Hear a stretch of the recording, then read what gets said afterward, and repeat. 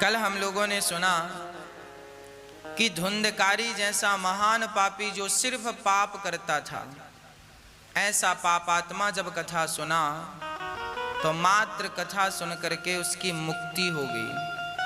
सप्ताह वाचनम कुरु, पापी कितना भी बड़ा क्यों ना हो तर जाता है। भागवत जी करुणा निधान है, सब पर कृपा करती हैं। मनुष्य का धर्म क्या है, इस प्रश्न पर कल हमने प्रकाश डाला था। मनुष्य का धर्म है दया, कल हमने इस पर विस्तृत चर्चा आपसे की। शास्त्रों का सार क्या है, ये भी भागवत जी का प्रश्न है। शास्त्रों का सार क्या है? यदि आप हमसे प्रश्न करें कि महाराज जी शास्त्रों का सार क्या है ये बताओ, तो शास्त्रों का सार है केवल परमार्थ, परोपकाराय सताम विभूतया। परोपकार करना ही मनुष्य का धर्म है, परोपकार करना ही शास्त्रों का सार है। विद्या का सार क्या है? आप बहुत बड़े विद्वान हैं, आपकी विद्वत्ता का सार क्या है? जैसे आम का वृक्ष बहुत बड़ा है पर आम के वृक्ष का फल बहुत छोटा है। वृक्ष बहुत बड़ा है, फल बहुत छोटा है, तो सारे वृक्ष का सार उसका फल है। उसी तरह विद्या का सार है विद्या ददाति विनयम, विद्या का सार है नम्रता। और शास्त्रों का सार है दया, सत्य, सत्य बोलना, दया करना, यही शास्त्रों का सार है। और काम करते हुए भगवान नाम जपना, यही शास्त्रों का सार है। काम करते हुए भगवान का नाम जपते रहिए, यही सार है। अब प्रश्न है भागवत जी का कि ईश्वर सगुण है या निर्गुण, इस पर प्रकाश डाला जाए। भगवान का स्वरूप कैसा है? तो भगवान सगुण भी है और निर्गुण भी है, साकार भी है और निराकार भी है। जैसे पानी निराकार है, पर वही पानी जब आप फ्रिज में रखते हैं और वो बर्फ बनता है, तो वही पानी जो निराकार था फ्रिज में रखने के कारण उसका एक आकार, पानी का तो आकार नहीं होता पर बर्फ का आकार होता है। तो पानी निराकार था और बर्फ का आकार था, तो निराकार से साकार बन गया ना। जो निराकार था वही साकार बन गया। उसी तरह जो परमात्मा निराकार है वही भक्तों के कारण सगुण साकार बन करके प्रकट हो जाते हैं। जाके रहे भावना जैसी प्रभु मूरते, देखी तीन तैसी। जिसकी जो भावना है उस भाव से वह भगवान का दर्शन करता है। जैसी भावना है वैसे भगवान। प्रिय भक्तों, भगवान सगुण और निर्गुण दोनों हैं। यह विवाद का, झगड़े का सब्जेक्ट नहीं है कि आप कहें कि हम तो निर्गुण की पूजा निराकार की करते हैं, तो आप कहें हम तो सगुण की पूजा साकार की करते हैं। साकार निराकार दोनों एक ही हैं। साकार से ही निराकार तक पहुंचा जा सकता है। रामचरितमानस में राम जी कह रहे हैं, सगुण उपासक परहित निरत नीति दृढ़ नैम, ते नर प्राण समान मम, जिनके द्विज पर प्रेम। सगुण उपासना सबसे बढ़िया है। राम जी का चित्र सामने रख लो और राम जी का ध्यान करने लग जाओ। राम जी का चित्र जैसा है, आंख सुंदर है, कान सुंदर है, गाल सुंदर है, अधर सुंदर है, ग्रीवा सुंदर है, ऐसे भगवान का ध्यान करने लग जाओ। बिहारी जी को सामने बिठा लो, ध्यान करने लग जाओ। जगन्नाथ जी भगवान को सामने बिठा लो, ध्यान करने लग जाओ। ये जो ध्यान की पद्धति है, साकार से जल्दी ध्यान लगता है, इसलिए साकार की पूजा होती है। साकार और साकार में मन लग जाए तो फिर उनके ना रहे। तस्वीर को देख लिया आपने, राम जी ऐसे हैं, अब तस्वीर नहीं है तो भी आप राम का चिंतन कर सकते हैं। ठीक वैसे ही जैसे हम ब्लैक बोर्ड में जब स्कूल जाते थे तो मास्टर जी पढ़ाते थे का खा गा घा, है ना, हम लोगों को बताया गया ये हाथी है, ये घोड़ा है। स्कूल में चित्र दिखाकर बताया, हाथी का चित्र, घोड़े का चित्र बताया, और जब चित्र को हमने देखा समझा, उसके बाद कहीं रियल में हाथी मिला तो हम पहचान गए ये हाथी है, क्योंकि चित्र में देखा था। तो हाथी का बोध कराने के लिए चित्र जरूरी था कि नहीं? उसी प्रकार भगवान का बोध कराने के लिए भगवान के चित्र की जरूरत पड़ती है। वही चित्र मंदिर में है, वही चित्र बिहारी जी हैं, वही चित्र जगन्नाथ भगवान है। तो उस निर्गुण निराकार तक पहुंचने के लिए चित्र की आवश्यकता पड़ती है। तो कोई कहे कि मैं साकार को नहीं मानता, इसका अर्थ ये कहना चाहता है मैं चित्र को नहीं मानता। चित्र के बिना काम कैसे चलेगा भाई? हमारे गांव में ऊंट नहीं है, हमारे क्षेत्र में ऊंट का दर्शन नहीं होता, तो हम लोग ऊंट का चित्र देख ले, ये ऊंट है, पढ़ाया भी गया ये ऊंट है। और जब चित्र में देखा कि ऊंट ऐसा होता है, फिर कहीं रियल में दिखा, तुरंत पहचान गए ऊंट है। यदि देखा ही नहीं होता चित्र को तो कभी मिल जाता तो पहचानते कैसे? उसी प्रकार बिहारी जी के मंदिर में बिहारी जी को देख लो, राधा रमण जी के मंदिर में राधा रमण जी को देख लो, जगन्नाथ जी के मंदिर में जगन्नाथ जी को देख लो, द्वारिकाधीश जी के मंदिर में द्वारिकाधीश जी को देख लो। जब कभी मिलेंगे तो आप पहचान जाओगे कि इनको हमने कभी देखा है, कहीं देखा है। अब आपने देखा नहीं और मिलेंगे तो पहचानोगे कैसे? इसलिए साकार फिर निराकार, साकार से निराकार तक जाना। अब कोई साकार का अपमान करे ये उचित नहीं है। कोई कहे मैं मूर्तियों को नहीं मानता, ठीक है आप मत मानो, पर जो मान रहे हैं वो गलत नहीं है। एक राजा ने विवेकानंद जी से कहा आप मूर्तियों की पूजा क्यों करते हैं? स्वामी विवेकानंद जी ने कहा राजा साहब, ये जो आपके सिंहासन के पीछे चित्र लगा है ये किसका है? राजा ने कहा महाराज ये हमारे पिताजी का चित्र है। स्वामी विवेकानंद जी ने कहा आप जरा ये चित्र उतरवाओ। सैनिकों ने राजा के पिता का चित्र उतरवाया और सामने रखा। स्वामी विवेकानंद जी ने उस चित्र पर अपना जूता पटकने लगे, पांव से पांव की ठोकर मारने लगे। राजा बोले महाराज ये आप क्या कर रहे हैं? हमारे पिता का अपमान कर रहे हैं। विवेकानंद जी ने कहा तुम्हारे पिता तो मर गए हैं, कहाँ रखे हैं तुम्हारे पिता? अरे बोले तस्वीर पिता की है। स्वामी जी ने कहा ना तो ये तस्वीर श्वास लेती है, ना तो ये तस्वीर खाती है, ना तो ये तस्वीर बोलती है, तो ये कैसे तुम्हारे पिताजी हुए? राजा ने कहा महाराज ये तस्वीर पिताजी की है, इसको देखने से पिता की याद आती है, पिता का बोध होता है। स्वामी जी ने कहा जैसे पिता की तस्वीर को देखने से पिता का बोध हो जाता है, उसी प्रकार भगवान के मंदिर में भगवान की प्रतिमा को देखने से ईश्वर का बोध हो जाता है। इससे ही उसको जाना जा सकता है। तो साकार से ही निराकार तक पहुंचा जा सकता है।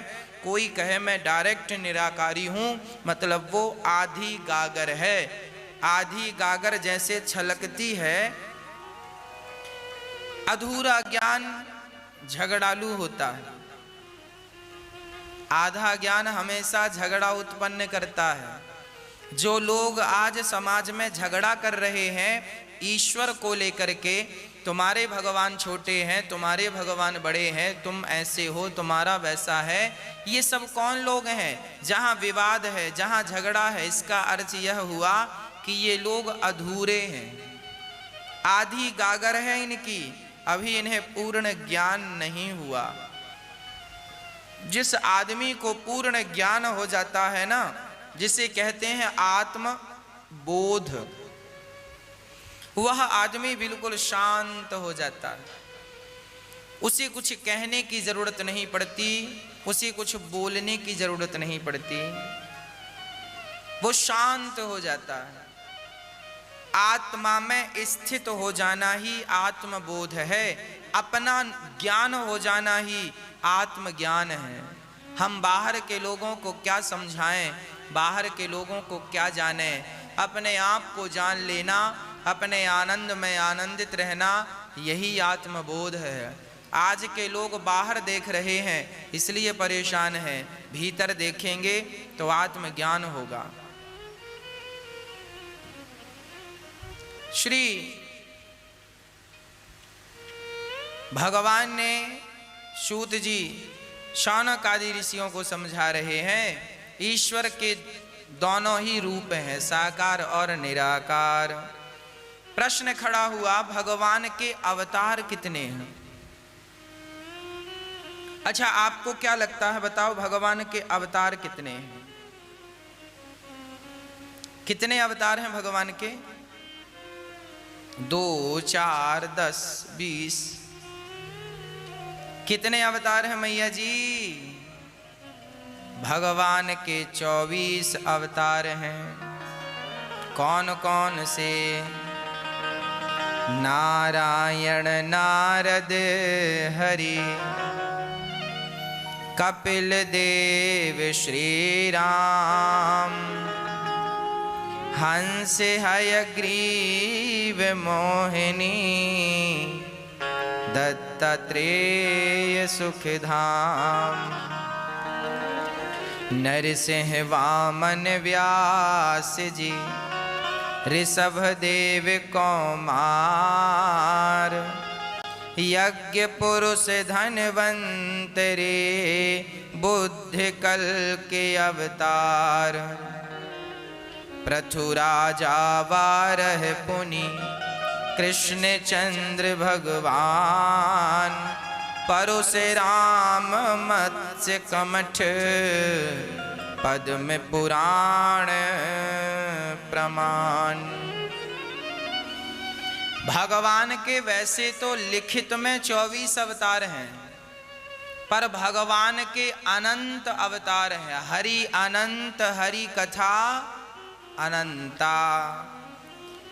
अब जब नरसिंह जी की बात हम करें, नरसिंह जी नाम के एक भक्त थे। नरसिंह जी का जब जन्म हुआ तो नरसिंह जी अंधे थे।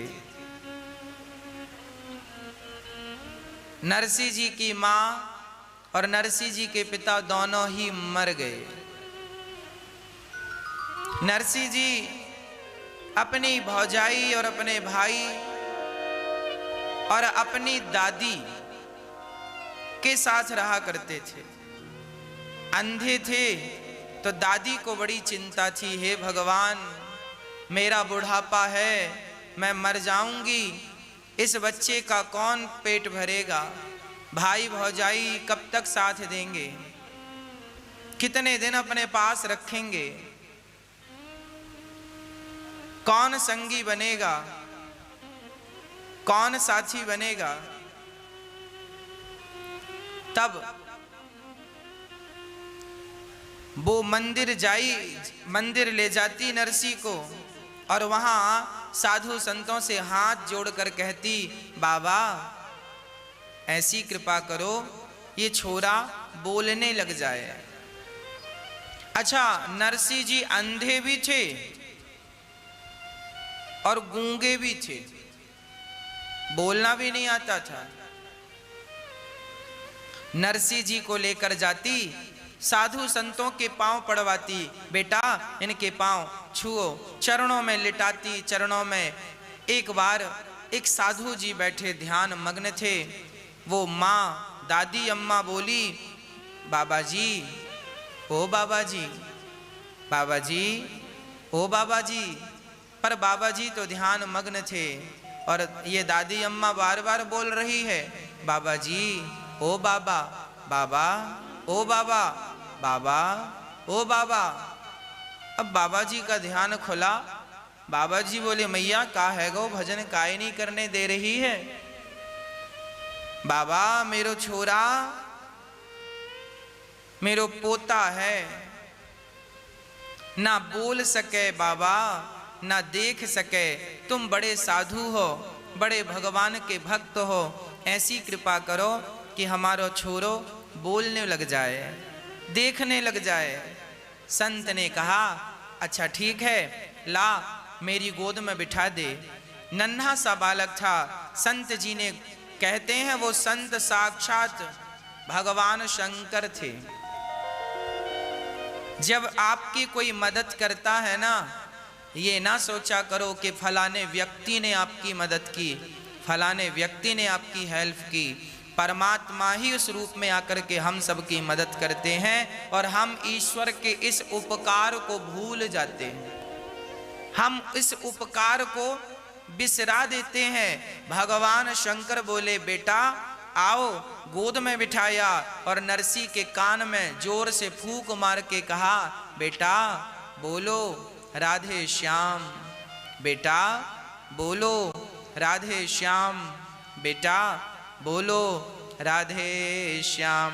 आंखों में हाथ फेरा, मुंह में हाथ फेरा, कान से बोला, संत ने मुंह से बोला, कान में लगकर राधे श्याम। उसी क्षण नरसी जी बोलने लगे, राधे श्याम, राधे श्याम। नरसी जी को संत ने कहा, बेटा बोलो राधे कृष्ण, राधे कृष्ण। नरसी जी गाने लगे, राधे कृष्ण, राधे कृष्ण। नरसी जी बड़ी श्रद्धा से राधे कृष्ण, राधे कृष्ण, राधे कृष्ण गा रहे हैं। अब तो दादी झूम रही है, हे भगवान बड़ी कृपा है गई, छोरा बोलने लग गया, देखने लग गया, सुनने सारा ठीक। बाबा जी के चरणों में प्रणाम किया, बहुत सारी दक्षिणा देनी चाहिए। संत ने कहा, बेटी हम इसका क्या करेंगे, ये तुम अपने पास रखो और जाओ यहाँ से। माँ चली गई और अब तो नरसी जी बोलने लगे, देखने लगे। अब तो दिन भर राधे कृष्ण, राधे कृष्ण, राधा कृष्ण, राधे कृष्ण जपते नरसी। अब भौजाई ने देखा, राम राम, देवर जी तो देखने लगे, बोलने लगे, सुनने लगे। एक दिन भौजाई ने कहा, जाओ पड़े रहते हो घर में, कुछ कमा लो। नरसी जी गए तो सारे जहां जाएं बस वो राधे कृष्ण, राधे। सुबह से गए, सबको कीर्तन करा रहे हैं, राधे कृष्ण, राधे कृष्ण, और शाम को खाली हाथ आए। भौजाई ने कहा, सुबह से गए हो, शाम को खाली हाथ आए, खाने के लिए आ जाते हो, बस बैठे बैठे खाते हो। तभी दादी का बुढ़ापा आया, उसे लगा छोरा का विवाह कर दूं, तो नरसी जी का विवाह कर दिया। अब तो भौजाई और जल करके राख हो गई। हे भगवान, अभी एक को खवाना पड़ता था, अब 2 लोगों को खवाना पड़ेगा। कुछ दिनों बाद दादी चली गई। नरसी जी और नरसी जी की पत्नी दोनों बड़े प्रेम से भगवान का भजन करते, और भाई की सरकारी नौकरी थी तो जो कमा कर लाता। अब भौजाई इसे बासी रोटियां देती थी, कभी देती थी कभी नहीं देती थी। एक दिन तो हद हो गई, नरसी जी बैठे घर में भजन कर रहे थे। जो काम देती भौजाई, काम करने से पीछे नहीं हटते थे, काम करते जाते और राधे कृष्ण का जाप करते जाते। इसके बाद भी बासी रोटी दे दी। आज नरसी जी ने कहा, भाभी जी हमें नेक दूध दे दो, हमें दूध रोटी खाने की इच्छा है। तो भौजाई ने कहा, दूध दे दो, कुछ कमाते हो, बैठे बैठे खाते हो, शर्म नहीं आती? तुम्हारा भाई मरा जा रहा है और तुम बैठे बैठे बड़े हट्टे कट्टे हो रहे हो, निकल जाओ मेरे घर से। भौजाई ने जब ऐसा कहा, नरसिंह जी सचमुच घर से निकल गए। पास के जंगल में एक भगवान शंकर का मंदिर था, शिवलिंग बैठे हैं और कोई नहीं, शमशान, चारों तरफ बिल्कुल सुनसान था। नरसिंह जी गए, चलते चलते थक गए, भगवान शंकर जी से लिपट कर नरसिंह जी रोने लगे और रोते रोते बस एक ही बात कहते हैं, हे भगवान शंकर मुझे राधे कृष्ण का दर्शन करा दो, हे भगवान शंकर मुझे राधा कृष्ण का दर्शन करा दो। शंकर जी प्रकट हो गए, बेटा बोल तुझे क्या चाहिए? तब नरसिंह जी ने कहा, नरसिंह जी शंकर जी को रिझाने लगे, मुक्त तो एक वरदान दो हमें, राधे कृष्ण का, भगवान श्री कृष्ण का और श्री राधा रानी का दर्शन हो जाए, बस हमें ये चाहिए। देखिए यहां से एक शिक्षा प्राप्त कीजिए, यदि भगवान श्री कृष्ण के आप भक्त हैं और शंकर जी का मंदिर आ जाए तो शंकर जी को देख करके मुंह मत घुमा लीजिएगा कि हम तो कृष्ण के भक्त हैं और शंकर जी के मंदिर में कैसे जाएं, अपराध हो जाएगा। यदि आप ऐसा करेंगे तो शंकर जी के मंदिर में जाकर प्रणाम करो और शंकर जी से कहो, हे प्रभु आपके दर्शन का यदि आप फल देना चाहते हैं तो बस इतना फल दीजिए कि आपके दर्शन मात्र से मुझे राधा कृष्ण का दर्शन हो जाए, उनके चरणों में प्रीति हो जाए। आप यदि शंकर जी के भक्त हैं और आप राधा कृष्ण के मंदिर में जाएं तो आप यही कहें, हे श्याम सुंदर हमारे शंकर जी के चरणों में हमारा मन लग जाए, हमें उनका दर्शन हो जाए, मुख और कछु ना चाहिए, बस राधा कृष्ण मिले दे। सुंदर भगवान शंकर बोले, नरसिंह भगवान कृष्ण का दर्शन वैसे जल्दी से होता नहीं है, पर मैं तुम्हारी सेवा से प्रसन्न हूं, चलो मैं तुम्हें दर्शन कराता हूं। अब नरसिंह जी को लेकर भगवान शंकर गौलोक धाम चले गए। जब गए तो वहां श्याम सुंदर राधा जी के साथ नृत्य कर रहे थे, रास चल रहा था। नरसिंह जी और शंकर जी को देखकर भगवान कृष्ण बोले, हे भोलेनाथ आप आए हैं, पर ये सांसारिक जीव यहाँ क्यों आया है? शरीर के साथ यहाँ इसे क्यों लाए हैं? शंकर जी ने कहा, प्रभु ये बहुत बड़ा आपका भक्त है इसलिए इसको लाया हूं। नरसिंह जी ने भगवान का दर्शन किया, नरसिंह जी चरणों में गिर पड़े, दर्शन देकर हृदय से लगाकर भगवान ने कहा, बेटा नरसिंह अब तुम अपने मृत्यु लोक में वापस जाओ और मेरी भक्ति का प्रचार करो, जाओ लोगों के पतन से उन्हें बचाओ, भगवान का नाम सुनाओ, मेरी कथा सुनाओ और उनको पतन से बचाकर मेरे धाम को पहुंचाओ, जाओ। नरसिंह जी बोले, प्रभु आपको छोड़कर जाने का मन नहीं करता, मैं आपको छोड़कर कैसे जाऊंगा प्रभु? भगवान बोले, देखो तुम मुझे छोड़ो मत, तुम मुझे सदा अपने दिल में रखो, हृदय में रखो और जाओ, मेरी आज्ञा है कि तुम भक्ति का प्रचार करो, लोगों तक मेरा नाम पहुंचाओ, मेरा संदेश पहुंचाओ, जाओ लोगों को, संसार में फंसे हुए लोगों को कथा सुना सुना कर मेरी ओर आकर्षित करो, तब उनका उद्धार होगा, जाओ। नरसिंह जी ने कहा, प्रभु कभी आपकी याद आई सो मैं क्या करूंगा? तब नरसिंह जी को भगवान ने केदार राग दिया, केदार राग दिया और कहा, जाओ जब भी इस राग को गाओगे मैं आपके पास आ जाऊंगा। हाँ, नरसिंह जी केदार राग लेकर आए, भगवान ने अपने घुंघरू दे दिए, नरसिंह जी पांव में बांधकर भगवान का कीर्तन किया करते थे। अब नरसिंह जी आए, वापस घर गए तो भौजाई ने फिर डांटा, फिर खाली हाथ आ गया। भाई भौजाई ने नरसिंह जी को अलग थलग कर दिया। नरसिंह जी की एक बेटी हुई। नरसिंह जी ने अंजार नगर में बड़े आदमी के घर अपनी बिटिया का बाई का विवाह कर दिया। नाम था नानी बाई। नानी बाई का विवाह कर दिया, बड़ी धूमधाम से विवाह किया। अब हुआ क्या कि बाई की बेटी हुई, अर्थात नरसिंह जी की बेटी हुई, और जब वो सयानी हुई तो उसका विवाह फिक्स हुआ। तो वहां से मायरा की चिट्ठी आई। नरसिंह जी, नानी बाई की सास और सास की सास और देवर नारायण सबने लिखा, नरसिंह जी के लिए ये लिखो। नरसिंह जी ये लेके आए 1.25 मन सोना, 1.25 मन चांदी, 1.25 मन ये, 1.25 मन, इतना सामान लिखा। अब नरसिंह जी ने पढ़ा, मायरा इतना सामान, इतना सामान।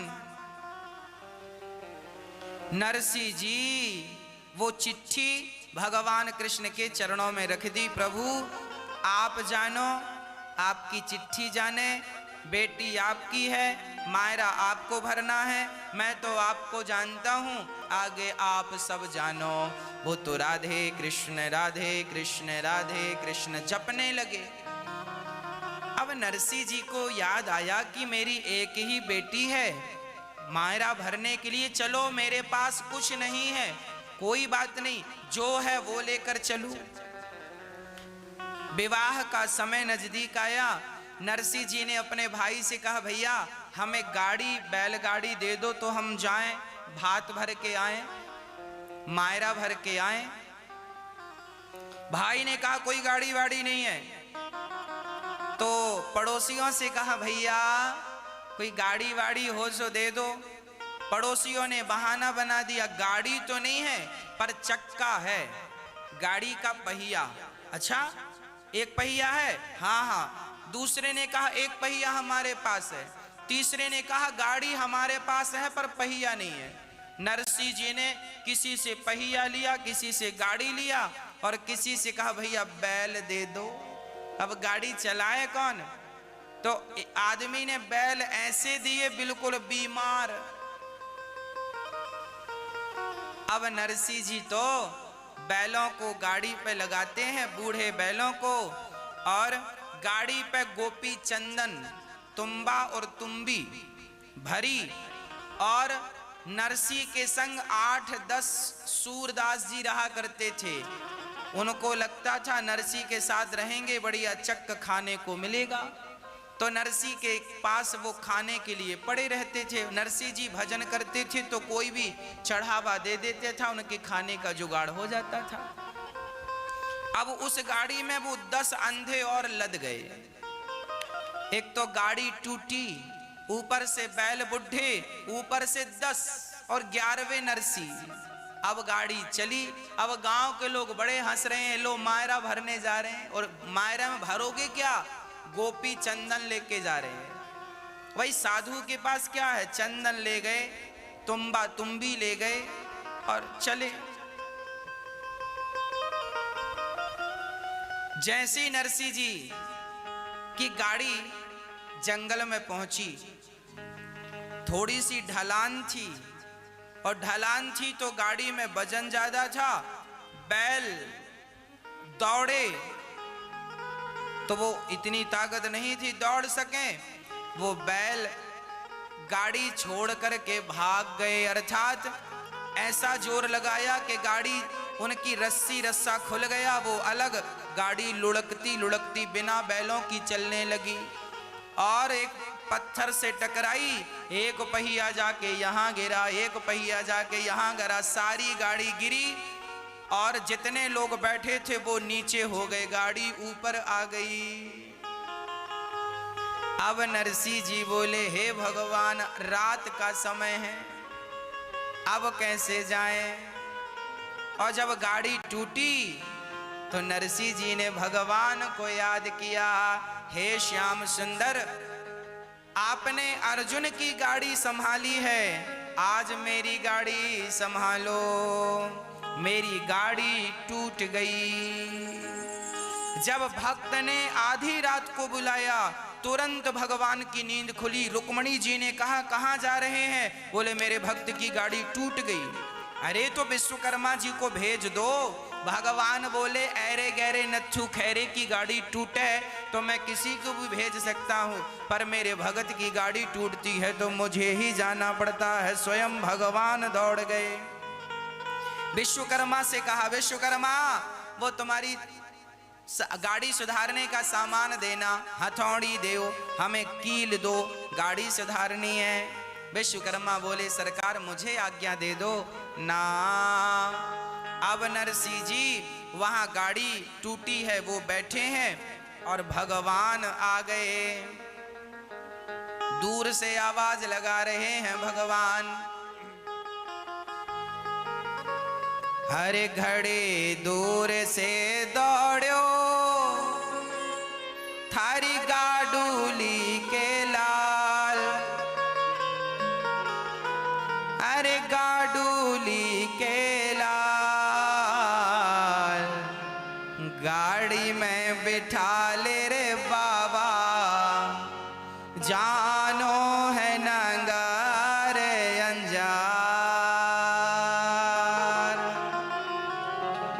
घड़ी दूर से दौड़ो, घड़ी दूर से दौड़ो का अर्थ है बहुत दूर से दौड़ा। ये राजस्थानी भजन है, चर्चा भी राजस्थान की है और गुजरात की, भाषा भी राजस्थानी है, इसीलिए आपको मैं समझाता हुआ ये भजन आपको सुनाऊंगा। या सगला पीठ थपेड़े, खूब पीठ थपेड़ रहे हैं, अर्थात शाबाशी दे रहे हैं, पीठ पे हाथ फेर रहे, वाह वाह बहुत सुंदर, अच्छी गाड़ी बनाई है, अच्छी गाड़ी चलाई है। और भगवान जा रहे हैं और विमान की तरह गाड़ी चली। सवेरे होने के पहले भगवान ने अंजार नगर में गाड़ी खड़ी कर दी। बाबा ये रहा तुम्हारा नगर, ये रही तुम्हारी गाड़ी, अब हमें जाने दो, हमारे कुछ रिश्तेदार यहाँ हैं, हम उनके घर जाके स्नान ध्यान करेंगे। कह के भगवान चले गए। बोलिए भक्त वत्सल भगवान की।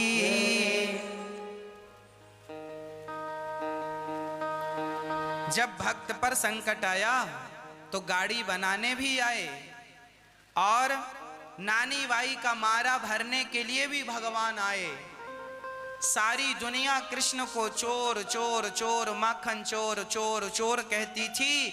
जब से नरसिंह जी का मायरा भरा तब से ठाकुर जी को सांवरिया सेठ लोग कहने लगे। अब तो सेठ बन गए हैं। अरे कोई ऐसे थोड़ी सेठ बनता है, पहले दो तब सेठ कहलाओ, अब देना कुछ नहीं हो, सेठ कहेगा कौन। जब से भगवान ने नरसिंह जी का मायरा सोना चांदी बरसाया है ठाकुर जी ने, तब से लोग ने उन्हें सांवरिया सेठ कहने लगे। प्रिय भक्तों, भगवान सबकी पुकार सुनते हैं। नरसिंह जी के यहाँ मायरा भरने आए, गाड़ी बनाने आए, ये भी तो भगवान के अवतार थे। 24 अवतारों में इन अवतारों की गणना तो नहीं है, ऐसे भगवान के अनंत अवतार हैं। आपकी और हमारी रक्षा के लिए भी कई बार भगवान अवतार लेकर आते हैं और हमारी और आपकी रक्षा करते हैं। हमारे जो रक्षक हैं कौन हैं? भगवान ही तो हैं। इसलिए हम सभी के रक्षक भगवान हैं। इसलिए सदा उनको ही याद करें, उनका ही स्मरण करें। भगवान के 24 अवतारों का वर्णन किया गया है। व्यास जी महाराज एक दिन 17 पुराण लिखने के बाद बड़ी उदास बैठे थे। नारद जी वहां गए। महाराज क्या हुआ, आप उदास हैं? क्या करूं नारद जी, मैंने 17 पुराण लिख डाले पर शांति का अनुभव नहीं है। नारद जी ने कहा, जब तक भगवान के बाल चरित्रों का, भगवान की दिव्य लीलाओं का वर्णन नहीं करेंगे, लिखेंगे नहीं, तब तक शांति नहीं मिलेगी। अच्छा तो क्या करें? बोले भगवान के दिव्य लीला चरित्रों को लिखिए, आनंद से लिखिए। ठीक है, अब लिखना स्टार्ट किया। नारद जी ने कहा, मैं दासी पुत्र था और दासी पुत्र होने पर भी मैंने संतों की सेवा नहीं छोड़ी। आज मैं ब्रह्मा का पुत्र हूं। भक्तों, ये याद रखना कि जीवन में आपने जितना भी पुण्य किया है, कभी किया होगा या आज किया है या कल करेंगे, आपके द्वारा किया गया पुण्य कभी नष्ट नहीं होता, उसका फल हमें मिलता ही है। हमने जीवन में जितना भी सुख पाया है, यह हमारे पुण्य के प्रताप से हमें मिला है, और जीवन में हमने जितना दुख पाया है, यह हमारे पाप का परिणाम हमें दुख बन करके मिला है। कोऊ ना काहू को सुख दुख कर दाता, निज कृत कर्म भोग सब भ्राता। हर व्यक्ति अपने अच्छे और अपने बुरे कर्मों का प्रतिफल इस संसार सागर में भोगता है। इसलिए हम निश्चिंत होकर भगवान को सौंप कर सारा काम करते रहें, निरंतर भगवत शरणागति की ओर बढ़ते रहें। देखो, हम अपने ही कर्मों का फल भोगते हैं कैसे, एक उदाहरण से हम ये बात आपको समझाना चाहेंगे। एक राजा था, उस राजा के 3 मंत्री थे। राजा ने तीनों मंत्रियों से कहा, जाओ बगीचे से बढ़िया ताजे ताजे फल लेकर आओ। राजा ने एक ही बगीचे में 3 मंत्रियों को भेजा। बगीचा बहुत बड़ा था। किसी द्वार से एक मंत्री गया तो किसी द्वार से दूसरा और किसी द्वार से तीसरा, और तीनों के पास बराबर बराबर झोला बैग था फल भरने के लिए। तीनों चले। एक मंत्री गया, ईमानदारी से पेड़ पर चढ़ा, ताजे ताजे फल, पके पके फल समेटने लगा, भरने लगा, तोड़ने लगा। दूसरा बड़ा आलसी था, सोचा थोड़ा सा बैठ लूं, थोड़ा लेट लूं, बहुत सारे फल लगे हैं तोड़ लूंगा। आलसी था सो बैठ गया, लेटा सो नींद आ गई। जब आंख खुली तो समय बहुत बीत चुका था। तो अब वो चढ़कर तो नहीं तोड़ सका, जो नीचे हवा से गिर गए थे वो फल उठा उठा के, उनमें कुछ बढ़िया थे, कुछ 2-4 दिन पुराने थे, सो सड़ना शुरू हो गया, उनको भी भर लिया। तीसरा बड़ा तार्की था, तर्क बहुत करता था। तो वहां का जो माली था, बगीचे का रक्षक, माली से जाकर मंत्री ने कहा, माली जी कितने पेड़ हैं? बोले 500। कितना फल होता है? बोले 1000-2000 कुंटल। अच्छा, कितने दिन का सीजन है? बोले इतने दिन का। कितना पैसा आ जाता? इतना आ जाता। कितना नुकसान होता? इतना नुकसान। वो राजा का मंत्री प्रपंच करने लगा, पंचायत। इसी में उसका समय तो निश्चित था, इतना ही समय राजा ने दिया था। तीनों के पास समय बराबर था, पर तीनों ने देखो अपने समय का किस प्रकार उपयोग कर रहे हैं। एक ईमानदारी से फल तोड़ रहा है, दूसरा उस समय में सो रहा है, जिस समय में उसे फल तोड़ने भेजा गया उस समय में वो आलस्य कर रहा, और तीसरा प्रपंच, पंचायत। जैसे आप लोग पड़ोसन से क्या बनाया है, क्या खाया है, आज क्या खाया, आज क्या बनाया, ये प्रपंच आप लोग करते रहते हैं। वो प्रपंच करके जब तक पहुंचा, समय बहुत हो चुका था।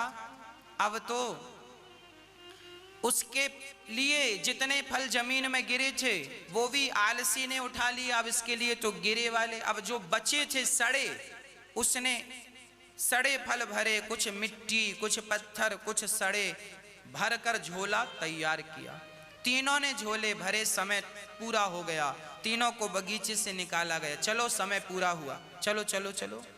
जैसे एग्जाम के टाइम 3 घंटे का टाइम मिलता, 3 घंटा हुआ कि टीचर कॉपी छीन लेते हैं ना, चलो चलो समय पूरा, चलो। तीनों को बाहर निकाला, राजा के समक्ष खड़ा किया। राजन, ये तीनों मंत्री आपने भेजे थे, काम पूरा हुआ। राजा ने चौथे मंत्री को आदेश दिया, सुनो इन तीनों को जेल में डाल दो, अलग अलग जेल में, और खाने को वही देना जो इन्होंने अपने झोले में भरा है। जाओ। तीनों मंत्रियों को अलग अलग जेल में रख दिया। अब जिसने पेड़ में चढ़कर ईमानदारी से फल तोड़े थे उसे तो कोई दिक्कत नहीं हुई, क्योंकि उसके पास ताजे फल थे। 2 फल सवेरे खाता, 2 शाम को चंगा रहता। दूसरा जो आलसी था वो सड़े और कुछ गिरे हुए फलों में ताजगी तो नहीं थी पर पेट भर रहा था, पर कुछ फल सड़े होने से बाकी फल भी सड़ने लग गए, पुराने होने लगे, उनका स्वाद कम होने लगा, सड़ने लग गए। वो सड़े फल खाने को मजबूर हुआ। 2-3 दिन तो ठीक चला, चौथे दिन से सड़े फल खाया सो बीमार पड़ गया। और तीसरा, उसने तो सड़े से भी सड़े भरे ही थे, तो वो 2 दिन में तो वो भी खत्म हो गए। अब गुठली तो चबा नहीं सकता, मिट्टी पत्थर भरा सो खा नहीं सकता। अब वो भूख से मरने लगा, उसके बिल्कुल प्राण निकलने की स्थिति है, अचेत पड़ा है।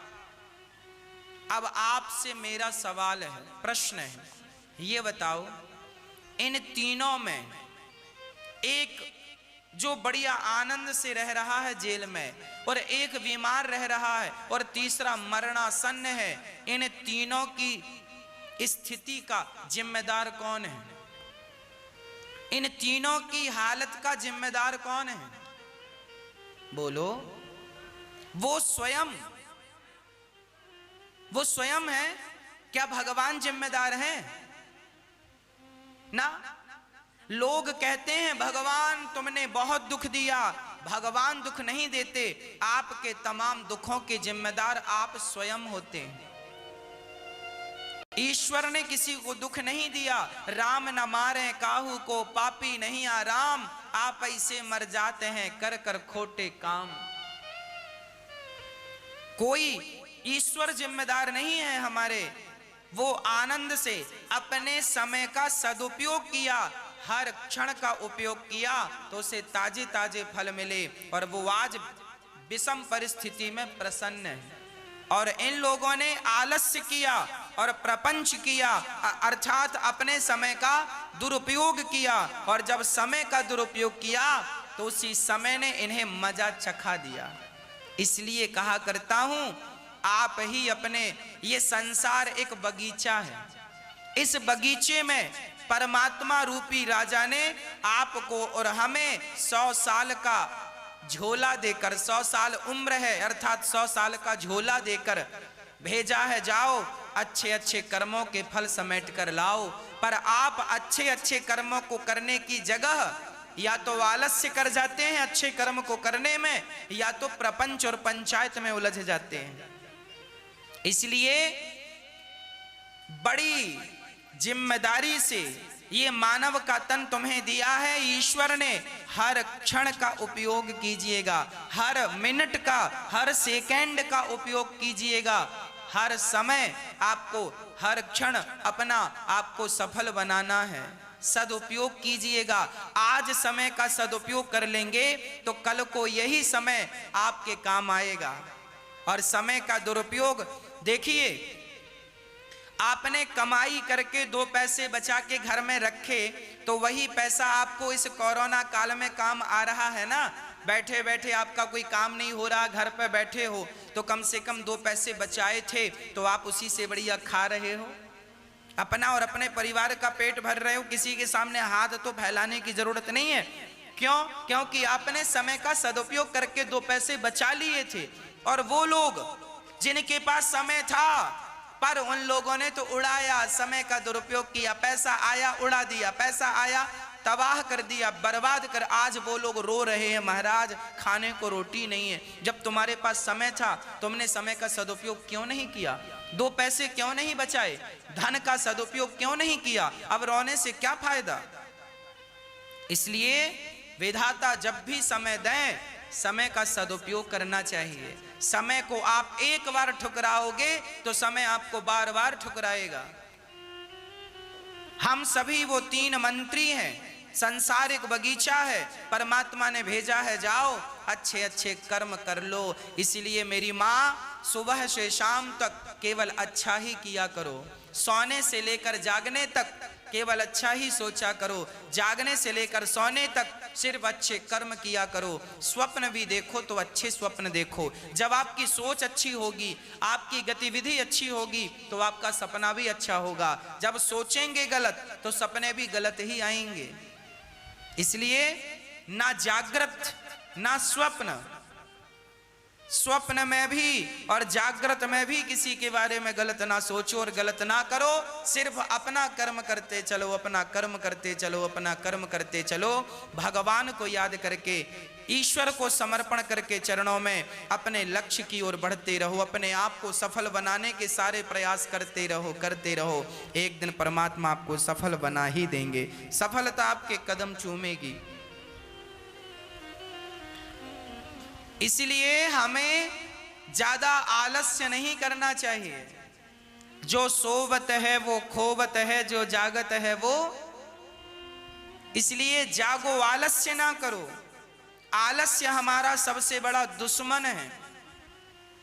सवेरे 5 बजे 4 बजे उठने का संकल्प हम लेते हैं, पर आलस्य आ जाता, थोड़ा और सो लें, थोड़ा और लेटे रहें, लेटे लेटे सोए सोए समय गुजर जाता है, 7 बज जाती है, 8 बज जाता है। आलस्य का त्याग कर दोगे तो जीवन में सफल हो जाओगे। दूसरी बात, कुसंग का त्याग कर दो। ज्यादा पंचायत करने वाले लोगों के साथ ना बैठा करो। कुछ लोगों की आदत बोलते जाते, नॉन स्टॉप कुछ भी बोलते जाते हैं। इनका मुंह भी दर्द नहीं करता, बोलते जा रहे हैं, बोलते जा रहे हैं। ऐसे लोगों से बचना चाहिए। ये लोग 2 कौड़ी के लोग हैं, समय का दुरुपयोग करने वाले लोग हैं। इनकी संगत करोगे सो क्या, इन्होंने अपना कल्याण नहीं किया है तो आप इनकी संगत करोगे तो इनसे आपका कल्याण होगा? हाँ, उन्हीं से आपका कल्याण होगा। सफल व्यक्ति की संगत करोगे तो सफल बनोगे। असफल व्यक्ति के साथ रहोगे तो वो खुद असफल है, तुम्हें क्या खाक सफल बनाएगा? इसलिए संगत अच्छे लोगों की करो। और इस संसार में हम जो करते हैं वही हमें मिलता है। अच्छा करो सो अच्छा और बुरा करो सो बुरा। जैसी करनी वैसी भरनी, आज किया कल पाएगा। चढ़ता सूरज धीरे धीरे ढलता है, ढल जाएगा। इसलिए हम किसी को दोष ना दें कि आपके कारण ये हुआ है, हम ही दोषी हैं। अपनी गलतियों को स्वीकार करें और उन्हें सुधार करें।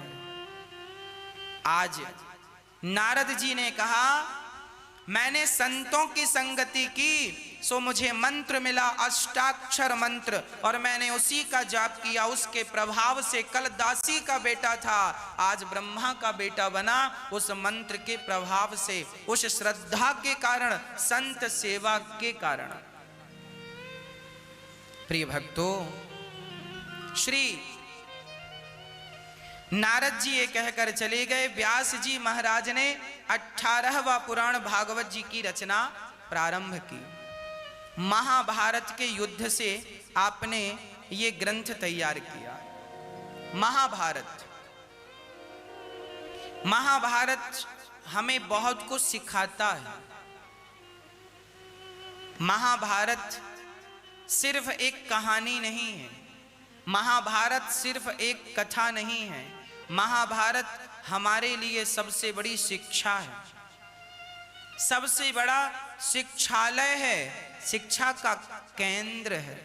क्या शिक्षा मिलती है, आओ देखते हैं। शिक्षा पहली, जब द्रौपदी के सामने संकट आया तो उसके संकट में दुशासन ने साड़ी खींची तो ना पति बचाने आए, ना पितामह बचाने आए, ना गुरुजन बचाने आए। यदि उसके संकट में कोई आया तो श्याम सुंदर आए। इससे यह शिक्षा मिलती है कि संसार और परिवार तुम्हारा साथ नहीं देगी। जब संकट से बचाएंगे तो केवल श्री कृष्ण ही संकट से बचाएंगे।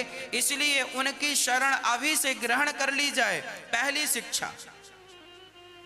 शिक्षा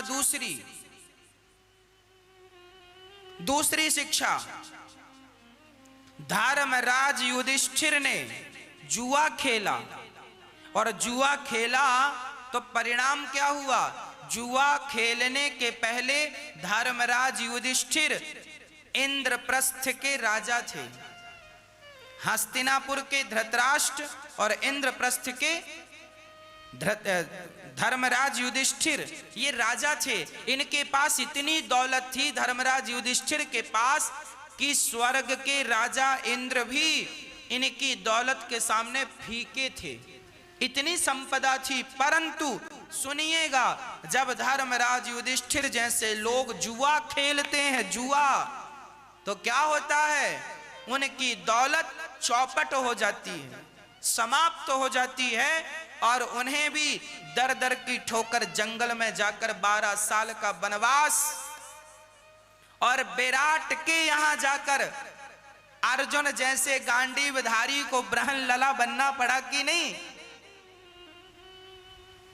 भीम भैया जैसे गदाधर को रसोईया बनना पड़ा कि नहीं? द्रौपदी जैसी धर्म नारी को दासी बनना पड़ा कि नहीं? विराट का दास बनना पड़ा धर्मराज युधिष्ठिर को। एक राजा विराट जैसे तुच्छ राजा के घर में जाकर नौकरी कर रहे हैं। ये परिणाम किसका था? धर्मराज युधिष्ठिर जी से पूछो जरा, किसका परिणाम था? केवल जुआ का परिणाम था। समझा दो अपने बच्चों को, समझा दो उन लोगों को, जुआ ना खेला करें, नहीं तो मिट गया दुर्योधन।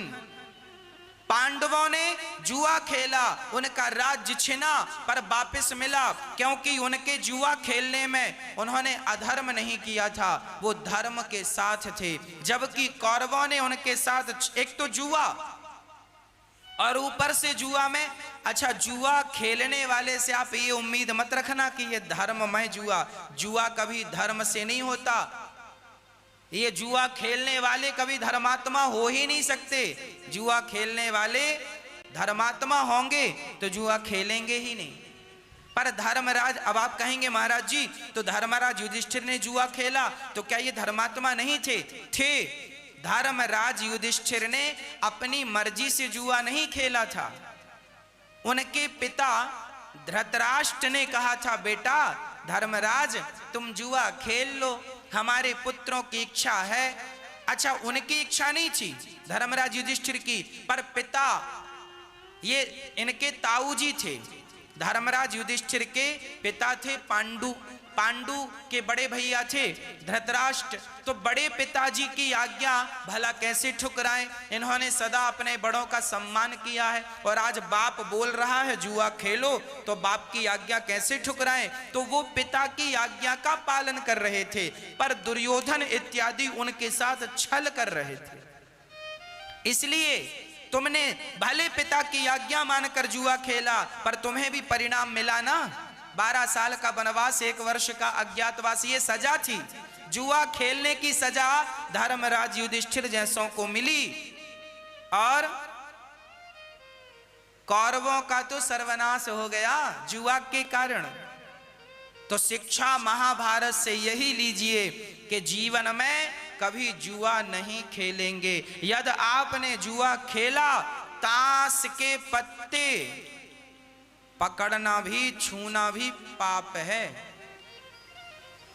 इसलिए स्वप्न में भी जुआ ना खेलना, नहीं तो सिर्फ सर्वनाश है। जुआ खेला कौरवों ने, सर्वनाश हो गया। महाभारत से शिक्षा मिलती है कि जुआ हमें कभी भी नहीं खेलना चाहिए। ये शिक्षा है, ये हमारा शिक्षालय है महाभारत। अब सुनो, महाभारत की कुछ चर्चाएं आपको सुनाता हूं। प्रिय भक्तों, महाभारत में